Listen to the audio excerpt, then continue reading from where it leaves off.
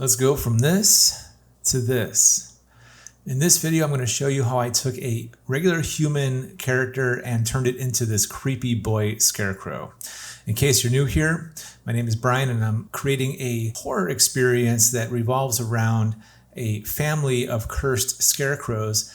This is one of those scarecrows. This is the boy. It's been a lot of fun to make this thing. I never thought I would make a boy scarecrow in my career, but here we are, and I'll walk you through it. So the journey begins inside of Character Creator. I started with a human model, just a male human, standard one. And because I'm creating a boy, I just scaled him down. So from there, I'm just tweaking all the different parts of the face and making the eyes kind of much bigger. It kind of reminds me of that Black Hole Sun video from Soundgarden from the 90s where the eyes get really big and the mouth gets big. It's kind of creepy. It has that uncanny valley, which is something that I'm really going for here.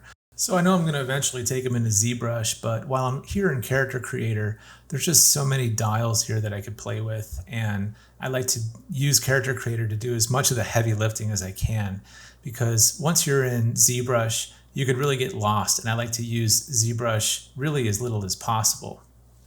Now that I'm desaturating his face, he kind of has a little bit of that Gollum vibe, which I think also works. So from there, I'm taking him into ZBrush and just kind of fixing up his proportions a little bit more, something beyond what Character Creator can't do. But I like to keep it fast, keep it fluid. I like to move around the viewports a lot. You know, here in ZBrush, I've sped up 4 times, so this is 4 times faster than I typically work. But you get an idea that I like to constantly move around and adjust as I need to. And I find that when I do that, I get a better sense of the proportions. If I linger too far or too long in one view, I find that the rest of the face kind of goes out of whack. Yeah, and I like to zoom in and out a lot, getting the skull, the eyebrows, really kind of focusing on those eyes.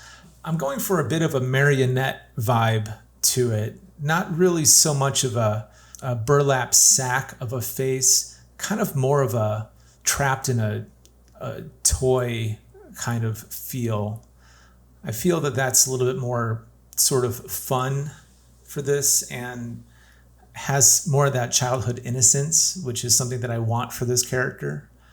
Plus, I really want those big eyes. I think that's going to be really interesting as he's peering at you from behind corn stalks. You would see these large reflective eyes looking at you, and I think that could be really, really creepy. With the ZBrush done and all the details in there, I'm taking it into Substance Painter, and here I am starting from kind of a blank slate, and I'm showing you all the different layers. Again, going for that marionette feel. I painted his cheeks a lot, and then there's just lots of blood spackles and things like that to give more of a horror vibe. From there, bringing it into 3D Studio Max. That's my 3D program of choice, and I'm just adding in a lot of the foliage that I use from the environment itself. And I think that's going to really work because he'll be grounded in the world. So these are actual textures and models that I'm using in the terrain. And then this way, since he actually has them coming out of his cuffs and the bottom of his pants, not only will it really drive home that he's a scarecrow, but it'll also ground him in the world that he's in. I'm not exactly sure how I'm gonna animate this yet. I'm just kind of hoping that I could skin it properly with the rest of the rig. It's something that Character Creator gives you, is as long as you follow the rules properly, the rig holds true all the way through the character creation process. So it's something that I've been working with on all these characters, is just making sure that I'm following the Character Creator process so that I don't have to re-rig, reskin, because that could take a lot of time. What I'm doing here is, by adding all these details inside of 3D Studio Max, I'm going to export these as a separate object, and then I'm going to attach them onto the character. So with them all attached, I could simply add an animation to it and test it. And right out of the gate, it's working pretty much perfectly. You could see that all the rigging is working. You know, his hair took a long time. I didn't put that into the video, but each one of those strands had to be hand placed. It would have been boring to watch anyway. So, but yeah, you know, there's the hands, the feet with all the hay kind of coming out of them. The cloth was all done in Marvelous Designer, just like the other Scarecrow. All the texture is done in Substance using a similar method.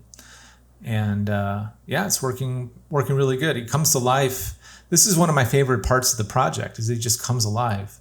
Here I am testing the facial rig with a simple test animation. This is just a treat at the end to see him emote, and even though he's got these crazy whacked out eyes with the eyelids wide open, it all still just works.